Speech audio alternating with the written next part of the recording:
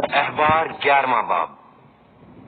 फिर खुदावंद ने मूसा और हारून से कहा, तुम बनी इसराइल से कहो कि जमीन के सब हैवानात में से जिन जानवरों को तुम खा सकते हो वो ये हैं।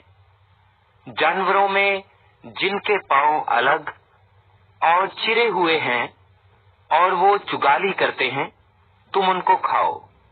मगर जो चुगाली करते हैं या जिनके पांव अलग हैं, उनमें से तुम इन जानवरों को ना खाना, यानी ऊंट को, क्योंकि वो चुगाली करता है पर उसके पांव अलग नहीं, सो वो तुम्हारे लिए नापाक है। और साफान को, क्योंकि वो चुगाली करता है पर उसके पांव अलग नहीं, वो भी तुम्हारे लिए नापाक है। और खरगोश को, क्योंकि वो भी चुगाली तो करता है पर उसके पांव अलग नहीं, वो भी तुम्हारे लिए नापाक है। और सुआर को, क्योंकि उसके पांव अलग और चिरे हुए हैं पर वो चुगाली नहीं करता, वो भी तुम्हारे लिए नापाक है। तुम उनका गोश्त ना खाना और उनकी लाशों को ना छूना, वो तुम्हारे लिए नापाक हैं। जो जानवर पानी में रहते हैं, उनमें से तुम उनको खाना, यानी समुद्रों और दरियाओं वगैरह के जानवरों में जिनके पर और छिलके हों, तुम उन्हें खाओ। लेकिन वो सब जानदार जो पानी में, यानी समुद्रों और दरियाओं वगैरह में चलते फिरते और रहते हैं, लेकिन उनके पर और छिलके नहीं होते, वो तुम्हारे लिए मकरूह हैं, और वो तुम्हारे लिए मकरूह ही रहें। तुम उनका गोश्त ना खाना और उनकी लाशों से कराहियत करना। पानी के जिस किसी जानदार के ना पर हो और ना छिलके, वो तुम्हारे लिए मकरूह है।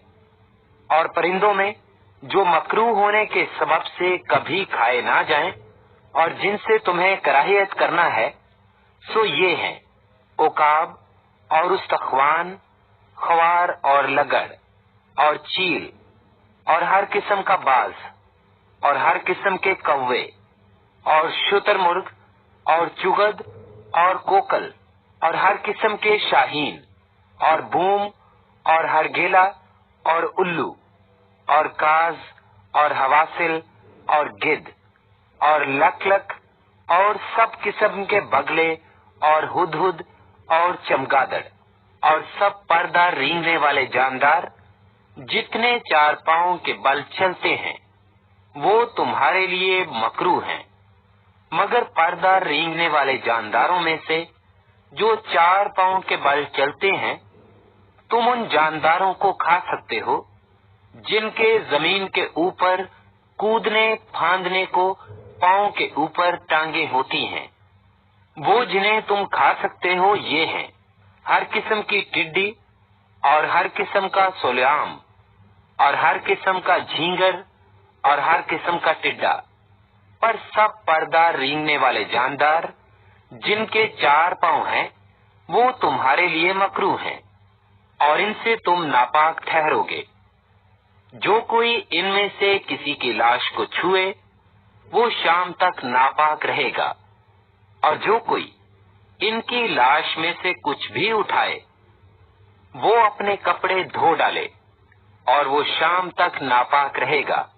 और सब चार पाए जिनके पांव अलग हैं पर वो चिरे हुए नहीं और ना वो चुगाली करते हैं, वो तुम्हारे लिए नापाक हैं। जो कोई उनको छुए वो नापाक ठहरेगा।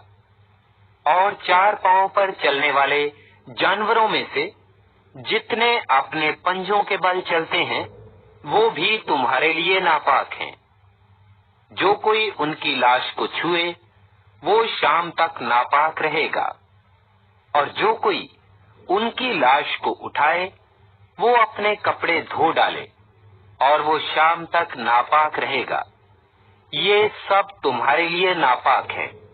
और जमीन पर के रेंगने वाले जानवरों में से जो तुम्हारे लिए नापाक हैं, वो ये हैं, यानी न्यावला और चूहा और हर किस्म की बड़ी छिपकली और हिरजून और गो और छिपकली और सांड और गिरगिट, सब रेंगने वाले जानदारों में से ये तुम्हारे लिए नापाक हैं। जो कोई उनके मरे पीछे उनको छुए वो शाम तक नापाक रहेगा, और जिस चीज पर वो मरे पीछे गिरे वो चीज नापाक होगी, हाँ वो लकड़ी का बर्तन हो या कपड़ा या चमड़ा या बोरा हो, हाँ किसी का कैसा ही बर्तन हो, जरूर है कि वो पानी में डाला जाए और वो शाम तक नापाक रहेगा। इसके बाद वो पाक ठहरेगा। और अगर इनमें से कोई किसी मिट्टी के बर्तन में गिर जाए तो जो कुछ उसमें है वो नापाक होगा, और बर्तन को तुम तोड़ डालना। उसके अंदर अगर खाने की कोई चीज हो जिसमें पानी पड़ा हुआ हो तो वो भी नापाक ठहरेगी, और अगर ऐसे बर्तन में पीने के लिए कुछ हो तो वो नापाक होगा। और जिस चीज पर उनकी लाश का कोई हिस्सा गिरे, हाँ वो तनूर हो या चूल्हा, वो नापाक होगी और वो तोड़ डाली जाए।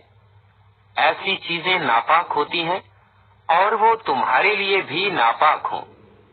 मगर चश्मा या तालाब जिसमें बहुत पानी हो वो पाक रहेगा, पर जो कुछ उनकी लाश से छू जाए वो नापाक होगा।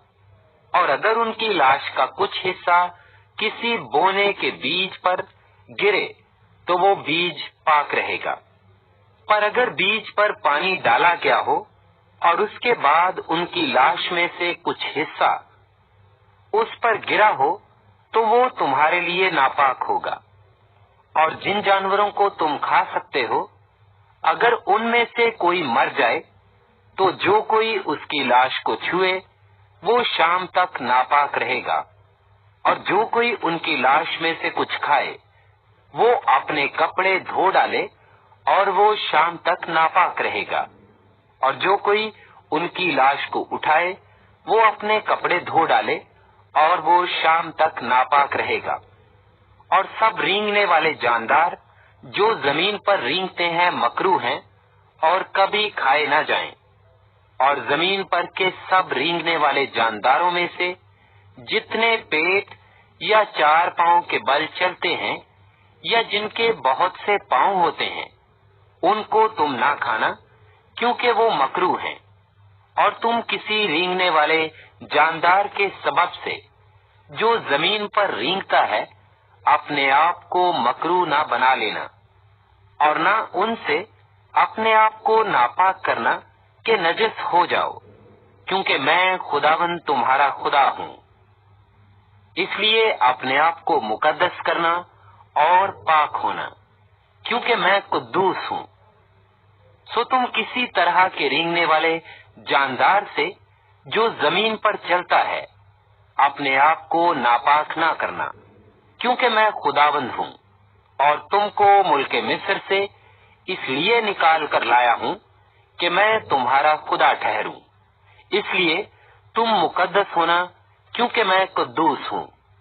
हैवानात और परिंदों और आबी जानवरों और जमीन पर के सब रेंगने वाले जानदारों के बारे में शरा यही है, ताकि पाक और नापाक में और जो जानवर खाए जा सकते हैं और जो नहीं खाए जा सकते उनके दरमियान इम्तियाज किया जाए।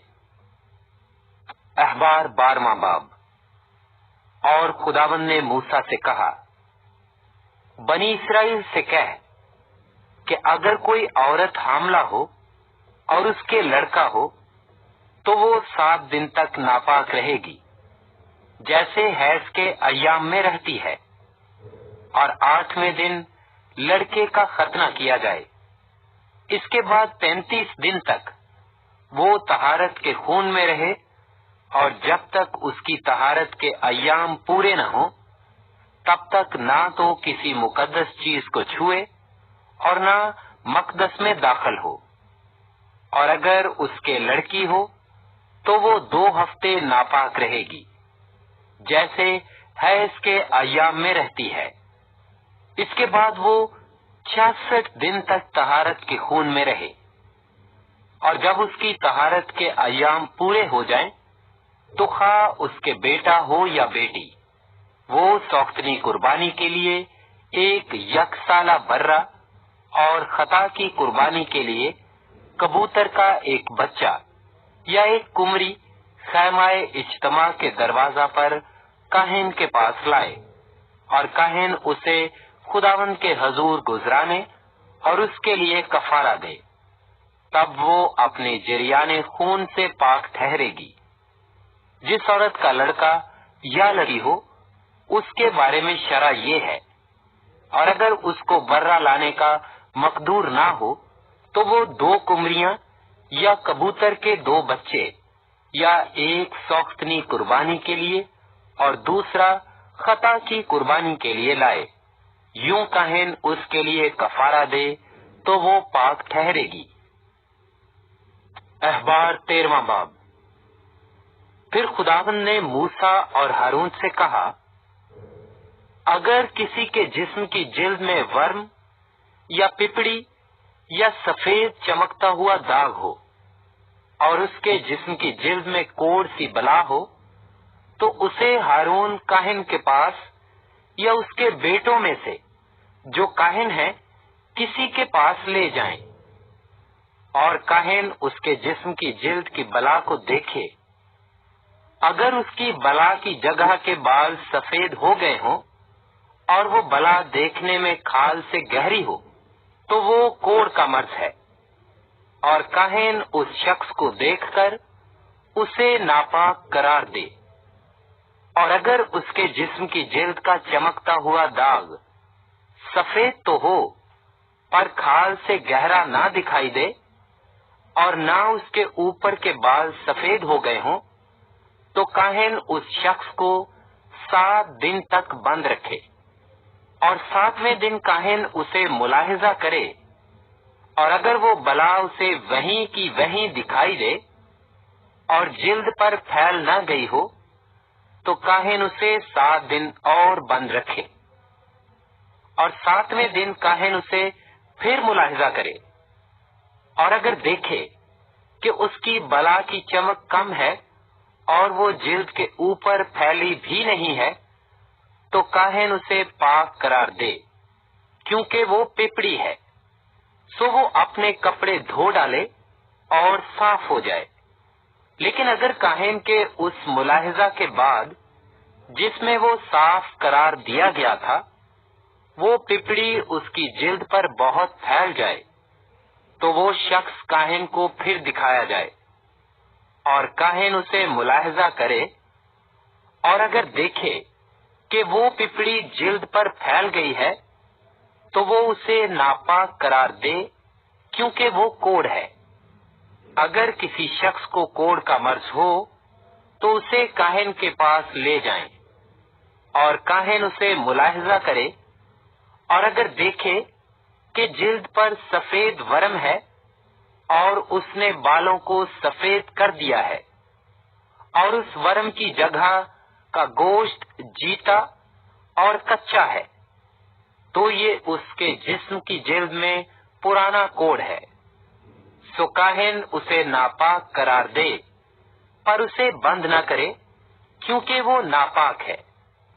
और अगर कोढ़ जिल्द में चारों तरफ फूट आए, और जहां तक काहिन को दिखाई देता है यही मालूम हो कि उसकी जिल्द सिर से पांव तक कोढ़ से ढक गई है, तो काहिन गौर से देखे, और अगर उस शख्स का सारा जिस्म कोढ़ से ढका हुआ हो, और अगर उस शख्स का सारा जिस्म कोढ़ से ढका हुआ निकले, तो काहिन उस मरीज को पाक करार दे, क्योंकि वो सब सफेद हो गया है और वो पाक है।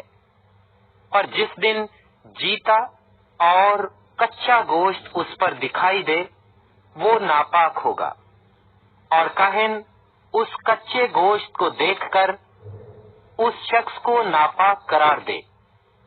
कच्चा गोश्त नापाक होता है, वो कोढ़ है, और अगर वो कच्चा गोश्त फिर कर सफेद हो जाए तो वो काहिन के पास जाए और काहिन उसे मुलाहिजा करे, और अगर देखे कि मर्ज की जगह सब सफेद हो गई है तो काहिन मरीज को पाक करार दे, वो पाक है।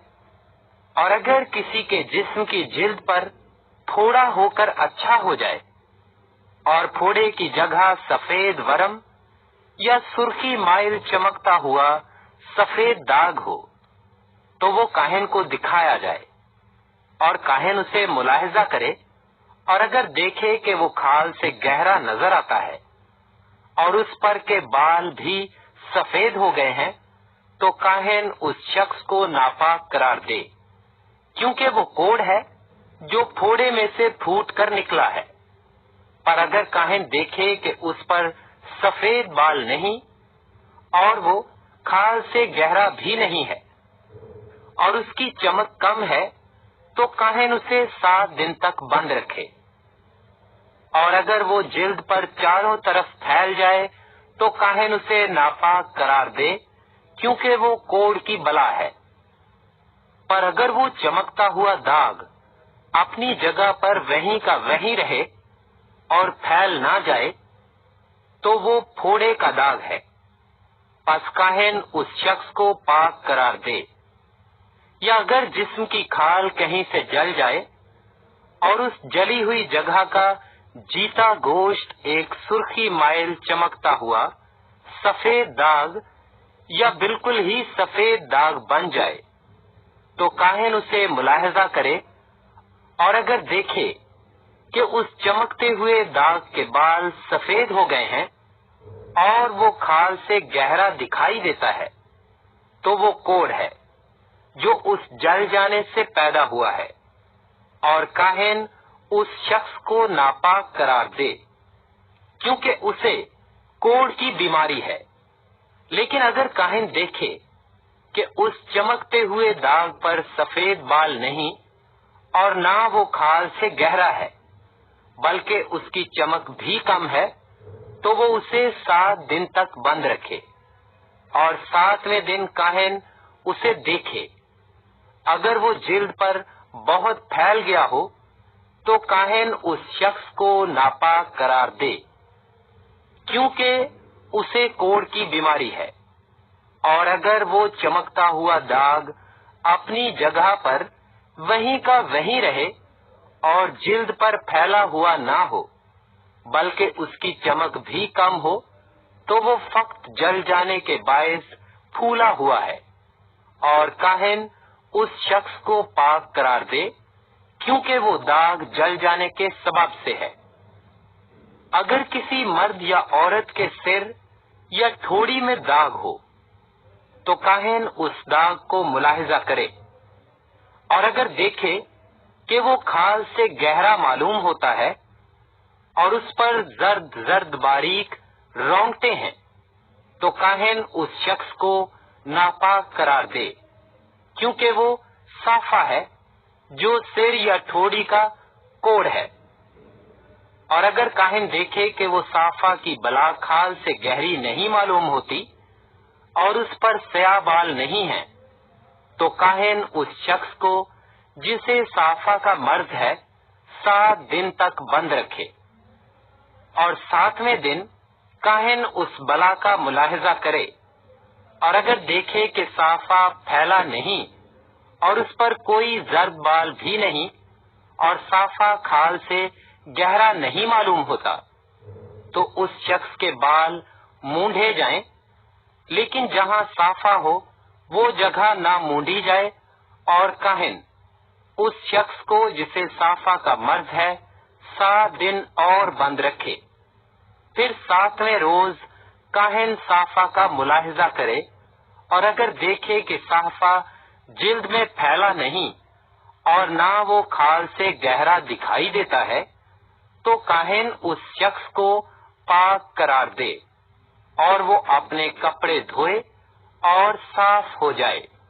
पर अगर उसकी सफाई के बाद साफा उसकी जिल्द पर बहुत फैल जाए तो काहिन उसे देखे, और अगर साफा उसकी जिल्द पर फैला हुआ नजर आए तो काहिन जर्द बाल को ना ढूंढे, क्योंकि वो शख्स नापाक है। पर अगर उसका साफा अपनी जगह पर वहीं का वहीं दिखाई दे और उस पर स्याह बाल निकले हुए हों, तो साफा अच्छा हो गया, वो शख्स पाक है और काहिन उसे पाक करार दे। और अगर किसी मर्द या औरत के जिस्म की जिल्द में चमकते हुए दाग या सफेद चमकते हुए दाग हों, तो काहिन देखे, और अगर उनके जिस्म की जिल्द के दाग स्याही माइल सफेद रंग के हों, तो वो छिप है जो जिल्द में फूट निकली है, वो शख्स पाक है। और जिस शख्स के सिर के बाल गिर गए हों, वो गंजा तो है मगर पाक है। और जिस शख्स के सिर के बाल पेशानी की तरफ से गिर गए हों, वो चंदला तो है मगर पाक है। लेकिन उस गंजे या चंदले सिर पर सुर्खी माइल सफेद दाग हो, तो ये कोढ़ है जो उसके गंजे या चंदले सिर पर निकला है।